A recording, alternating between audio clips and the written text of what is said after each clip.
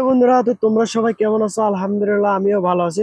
তোমাদেরকে আজকে আমি দেখাবো প্র্যাকটিক্যালি যে পাম অয়েলের গোটাগুলো কেমন হয় আর পাম অয়েলের বাগানের কাজগুলো কতটা রিস্ক।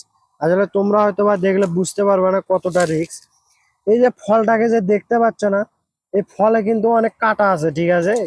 তো তোমরা হয়তো বা না দেখালে বুঝতে পারবে না। এই যে এটা কি দেখছো, এটা কিন্তু কাটা। এই কাঁটাটা যদি মনে করো যে তোমার হাতের ভেতরে একবার ঢোকে কিংবা হাত পায়ের ভেতরে ঢোকে, তাহলে মনে করো যে ম্যাক্সিমাম 15 থেকে 16 দিন ব্যথা থাকতো, ঠিক আছে? এই ফলটা মনে করো যে এখনো ম্যাক্সিমাম 10-12 দিন যাওয়ার পরে ফলটা মনে করো যে কাটা পড়বি।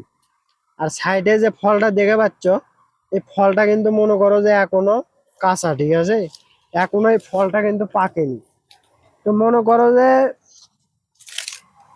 কতটা রিস্ক আসলে তোমাদেরকে বলে বুঝাতে পারবো না, এতটাই রিস্ক। অনেক রিস্ক পাম অয়েলে বাগানে কাজ, ঠিক আছে?